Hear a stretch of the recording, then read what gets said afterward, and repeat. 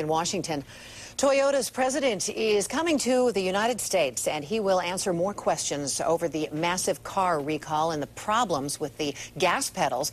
More people are coming forward now claiming they had problems with the brakes. By some estimates, 30 deaths are allegedly being linked to Toyota's gas pedal problems. Over the past couple of weeks, the U.S. government has gotten more complaints about Toyota's problems, and over the last 4 months, Toyota has recalled more than 8 million cars worldwide. One of the people who wants to get to the bottom of this is Congressman Darrell. He is now leading the charge to find out what Toyota knew, when they knew it, and he also wants to look at other automakers to prevent anything from like this from happening again. And the congressman is joining us live on the telephone. Good morning, Congressman Issa. Well, good morning, Sandra. And I think you said very well. It is about Toyota, what they knew and when they knew it. It's also about NHTSA, the organization that clearly knew a great deal of this, and in some cases simply said they didn't have the resources to pursue it and walked away from their responsibility. Now, you're going to be meeting this hearing that's happening February 24th, I believe, and you're going to be focusing not only on Toyota and the other car companies, but the government as well then, right? Absolutely. We, as Americans, hold the Department of Transportation to be our safety overseers. There are more pages of regulations for car companies that they have to follow than there are pages in the IRS tax code. There are lots and lots of rules. Had they all been obeyed, had NHTSA done its job, all of these recalls you're seeing today probably would have still occurred, but they would have occurred sooner, and many less cars would have been made with these design flaws. Now, you know a thing or two about cars. You made your fortune founding the company Security Systems for electronic equipment and cars. How are you going to use that expertise to get to the bottom of things? Well, one of the concerns that many people have, and I have to share that, is that some of these problems may be more than mechanical than may be electronic. And I did manufacture electronics for these automobiles, sold to or licensed to virtually every auto company. They, in fact, up until now, are insisting that all of the problems are simple mechanical problems. But as you know, automobiles are now basically drive-by-wire. You're not really pushing on the gas pedal in many cars. You're pushing on a set of sensors that tell the engine control module what to do. So if the problems today are not related to software or sensors, they will be at some time in the future. And one of the questions we're going to have for all the auto companies, but particularly Toyota as a leading auto company, is how are you going to make sure that a very small organization, NHTSA, has the information they need in a transparent way so that we can both be sure that automobiles on our roads are safe. Now, with the president of Toyota, he's going to come out and answer some of the questions that U.S. automakers, Toyota makers have for him.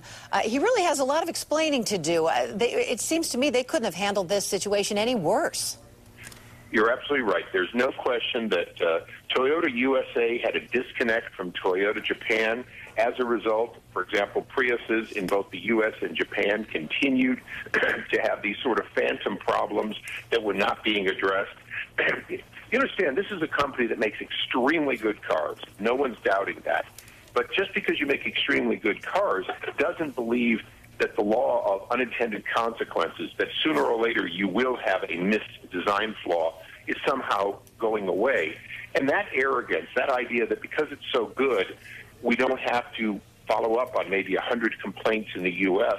in a vigorous fashion, was simply wrong, and they're paying a heavy price for it and deserve to. But it's also every auto company that over the years, as they've made better, safer cars, to a certain extent may have forgotten that no matter how good they are, as they wear, problems will develop, problems will be seen, and we need to make sure that the American people are safe, not just the day it leaves the showroom, but as the years go on, as the clips for the floor mats get broken or disconnected, whatever the problem is, we're not solving it, and the government bears a lot of responsibility for poor oversight for probably about 2 decades. Well, hopefully this February 24th meeting will be the start of improved safety and getting down to the real issue, what's causing these problems. Thanks for checking in with us this morning, Congressman Issa, and take care of your cold. It sounds like you've got the sniffles over there. Well, it's probably from all the cold weather in Washington and then the beautiful weather I came to here. Yeah. So thanks a lot. I appreciate it. A little schizophrenic, isn't it? All right. Well, enjoy your day. Thanks so much. The Senate.